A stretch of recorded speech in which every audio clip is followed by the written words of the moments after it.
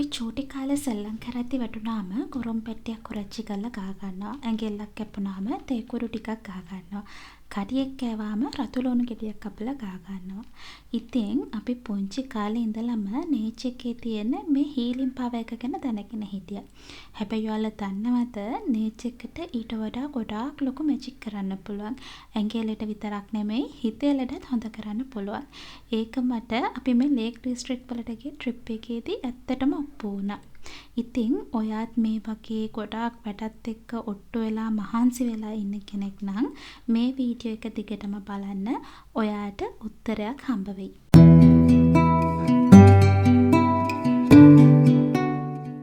සමහරු කඳුකරයට ආසයි. තවත් සමහරු තනිතලාවට ආසයි. ඒ හැමෝම වගේ බීච් එකටත් ආසයි. ඉතින් මේ වගේ ජීවිතේ ගොඩාක් කලබලකාරී වුණාම ഘോഷාකාරී වුණාම මේ ඕනිම තැනකට පුළුවන් අපිව ආපහු calm down කරන්න. ඒකට හේතුවක් තියෙනවා. ඒ තමයි අපිත් මේ නේචර් එකේ එක කොටසක් වීම. ඒකත් හරියට අර අපි කොච්චර රස්තියාතු කැවුවත් අන්තිමට ගෙදර ආවට පස්සේ දැනෙන ඒ සැනසීම වගේ අපි කොච්චර නේචර් එක අමතක කරලා නොසලකා හැරලා වැඩ කළත් අන්තිමට ඇත්තටම අපිට හිතටයි ගතටයි දෙකටම අවශ්‍ය ඒ හීලින් පවර් එක තියෙන්නේ නේචර් එක ඇතුළෙම තමයි.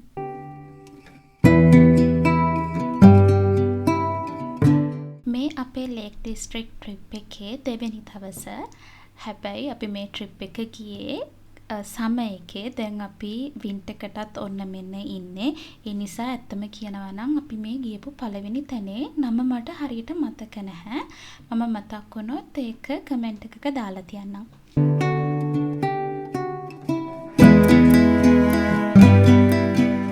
ඉතින් මේ පළාතට කියන්නේ ලේක් ඩිස්ට්‍රික්ට් කියලානේ. ඉතින් ඒ වගේම අපි ඇවිල්ලා ඉන්නේ පුංචි පොඩි වැවක් වගේ එකක් බලන්න. අපි ඉතින් මෙතන තිබ්බ පොඩි කැෆේ එකකින් අයිස්ක්‍රීම් කාලා ඒ වගේම තාරාවන්ටයි හංසෙන්ටයි කෑමත් අරගෙන ඒවත් දැම්මා යාලට කන්න.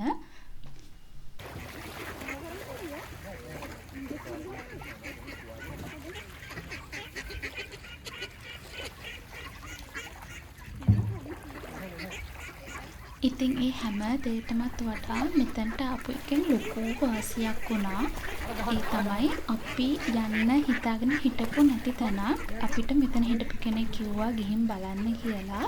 මම ඇත්තටම හරියම තෑන්ක්ෆුල් වෙනවා එයාට. මොකද මේ ට්‍රිප් එකේ මට නම් ලොකුම හයිලයිට් එක වුණේ ඒ තැන. එතන හරියම ලස්සනයි. මම ඔයගොල්ලන්ට ඉස්සරහට පෙන්නන්නම් ඒ කොහෙද කියලා.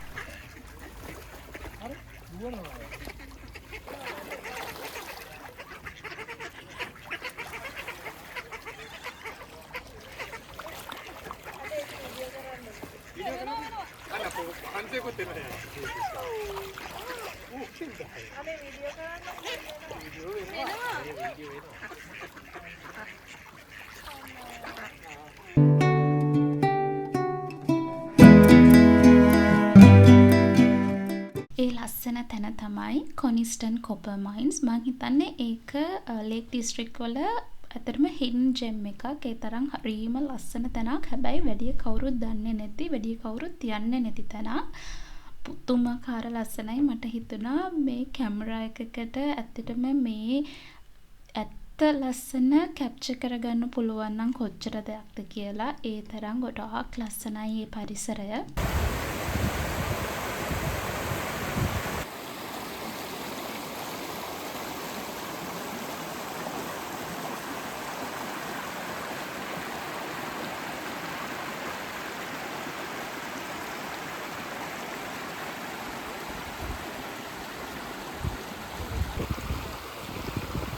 ඉතින් මේ පාර දිගේ අපිටගෙන යද්දී අපිට හම්බ වෙනවා ලස්සන දිය පාරවල්. ඒ වගේම බැටළුවෝ. ඒත් එක්කම මේ පාර දිගේ ඉස්සරහට යද්දී ඈතින් පේනවා දිය ඇලි 3ක් වැටෙනවා. හරිම ලස්සනයි.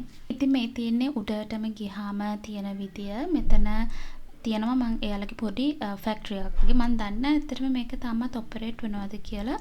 ඒ වුණාට කොහොම හරි මෙතන පුදුම ලස්සනයි. කැම්පින් කරන අයට නම් නියමම තැනක් තමයි මෙතන. ඒ තරම් ලස්සන. මං හිතන්නේ මං ලස්සනයි කියලා කොට පාරක් කිව්වා. ඉතින් කොච්චර කිව්වත් මදි.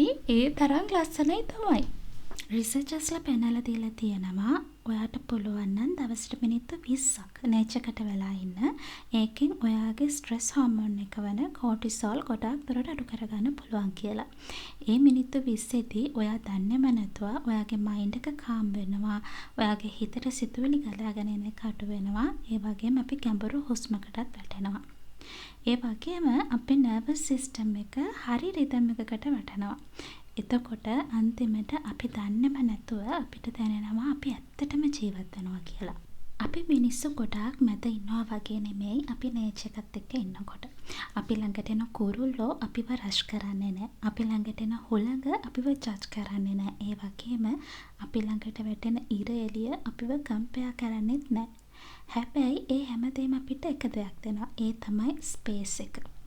ඔයාගේ හිතේ තියෙන කාටවත් කියා ගන්න බැරි දුක නිවා ගන්න දෙන ස්පේස් එක. ආපහු පටන් ගන්න ඔයාව හීල් කරගන්න දෙන ස්පේස් එක. ගහක තියෙන හැම කොළයක්ම වෙරළට එන හැම රළක්ම වගේම ලොකු පෑවිල්ලකට පස්සේ එන හැම වැස්සක්ම අපිට ලොකු පාඩමක් කියලා දෙනවා. ඒ තමයි අලුත් කොළයක් එන්න නම් මේ වීරුණු කොළ ටික වැටෙන්නම ඕනි. ඊළඟ රැල්ල එන්න නම් මේ රැල්ල පිඳෙන්නම ඕනි. ඒ වගේම වැස්සක රස දැනෙන්න නම් පෑවිල්ල දරා ගන්නම ඕනි. ඊට පස්සේ අපි ආවේ මේ ග්‍රාස්මියර් ලේක් එක බලන්න. මේකත් හරි ලස්සන පොඩි ලේක් එකක්. මෙතන ඉතින් අපිට මේ වැව වටේම වගේ යන්න පුළුවන්. ඒ වුණාට අපි වටේටම නම් ගියේ නැහැ. අපි පොඩ්ඩක් පොඩි වෝක් එකක් කරගෙන ඊට පස්සේ අපිට ඊළඟට යන්න ඕන තැන බලන්න අපි පිටත් වුණා.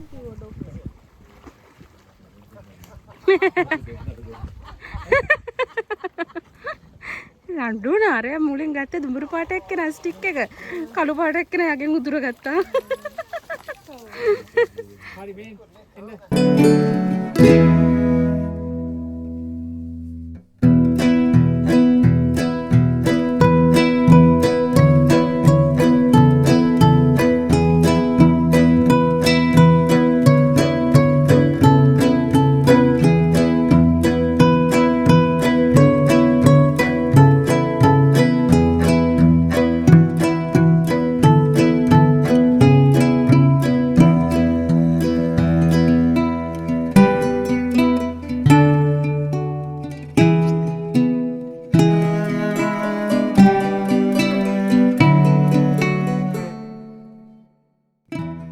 ඊට පස්සේ අපි ගියේ ග්‍රාස්මියර් ජින්ජර් බ්‍රෙඩ් ගන්න. ඉතින් ග්‍රාස්මියර් වලට එන ගොඩක් කට්ටිය මේ ජින්ජර් බ්‍රෙඩ් ගන්න යනවා. පෝලිමේ ඉඳලා තමයි ඒක ගන්න ඕනි. ඒ තරම් ප්‍රසිද්ධයි. ඒක ප්‍රසිද්ධ වෙන්න ලොකුම හේතුව තමයි ඒ ඔරිජිනල් රෙසිපි එක අවුරුදු 170 ගාණක් පරණයි. ඒගොල්ලෝ තාමත් ඒ ඔරිජිනල් රෙසිපි එකටම තමයි ජින්ජර් බ්‍රෙඩ් හදලා විකුණන්නේ. ඒත් එක්කම ඒගොල්ලෝ විකුණන්නේ හරි ලස්සනට පරණ විදිහට ඇඳලා ඒ විදිහට. ඉතින් එතනටත් ගොඩාක් කට්ටිය යනවා ජින්ජර් බ්‍රෙඩ් ගන්න.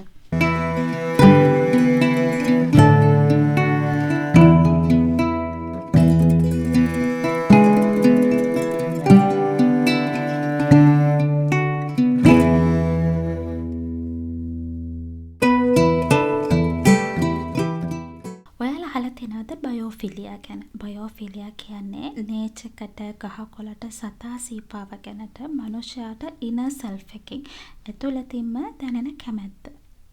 ඉතින් මේ ගැන කරලා තියෙන ස්ටඩීස් වලින් ඔප්පු කරලා තියෙනවා නේචර් එකට කනෙක්ට් වෙන එකට පුළුවන් කියලා අපේ මූඩ් එක, අපේ නිින්ද වගේම ෆෝකස් එකත් ඉම්ප්‍රූව් කරන්න. ඒ වගේම ඔයාලා අහලා තියෙනවද ට්‍රී හගින් කියන එක ගැන? ට්‍රී හගින් කියන්නේ බටහිර ලෝකේ පාවිච්චි කරන ගොඩාක් හොඳ තෙරපි එකක්. අපි සපත්තු නැතුව ගස් ළඟට වෙලා ඉන්නකොට, ගස් අල්ලනකොට ඒකෙන් අපිට ස්ට්‍රෙස් එක වගේම ඉන්ෆ්ලමේෂන් උත් අඩු වෙනවා කියලා හොයාගෙන තියෙනවා. දැන් ඉතින් මේ හැම බෙනිෆිට් එකක්ම ගන්න නම් අපි මේ ඉන්න පළාත මාරු කරලා වෙන පළාතකට යන්න හරි දහස් ගණක් වියදම් කරලා ට්‍රිප්ස් යන්න හරි ඕනේ නැහැ. අපිට පුළුවන් පුංචි දේවල් ටිකකින් පටන් ගන්න. අපේ 1000ක් වැඩ රාජකාරි මැද්දේ අපිට පුළුවන් නම් පුංචි වෙලාවක් හොයාගන්න, එළියට යන්න, කුරුල්ලන්ගේ සද්ද අහගෙන ඉන්න, එළියට වෙලා පුංචි බ්‍රීතින් එක්සර්සයිස් එකක් කරන්න. ඒ වගේ පුංචි ස්ටෙප්ස් ටිකකින් අපිට පුළුවන් ලොකු වෙනසක් බලා ගන්න.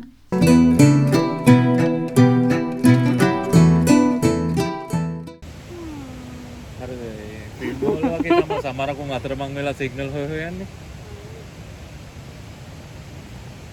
අනේ මන් දන්නේ. අඩේ මෙන්න බලමු ටෙක් ඔෆ් වැඩ කරන්න. ඉතින් අපි ඊයේ රෑ නතර වුණ තැන නෙමෙයි අද රෑයි හෙට රෑයි නතර වෙන්නේ අලුත් තැනක. ඉතින් ඒ නිසා අපි අදටයි හෙටටයි අවශ්‍ය කැම බීම ටිකකුත් අරගන්නත් එක්ක සුපර් මාකට් එකකට ගිහිල්ලා ඊට පස්සේ දැන් ඉන්න තැන බලන්න තමයි මේ යන්න හදන්නේ. අපි නතර වුණේ මේ පාර ඇපල් වත්තක. ඇත්තමයි ඔය තියෙන්නේ ඔක්කොම ඇපල් ගස්. හැබැයි මේ දවස්වල මේ ගස්වල ඇපල් නැහැ. ඒ වුණාට ඉතින් ඇපල් වත්තක තමයි අපි හිටියේ. ඉතින් අපි මේ නතර වෙන තැන්වල කවුරුත් නැහැ. අපි යනවද ඒ දේවල් බලන්න. ඒගොල්ලෝ අපිට යතුරු තියෙන තැන සහ මේ දොරවල් අරින්න හැටි ගැන ඔක්කොම ඉන්ස්ට්‍රක්ෂන්ස් දීලා තියෙනවා ඔන්ලයින්. ඉතින් අපි ඒව බලලා අපිම ඒ තැන්වලට ගිහිල්ලා අපි මේ තැන්වලින් ආපහු යතුරු තියලා පිටත් වෙන්න තමයි තියෙන්නේ.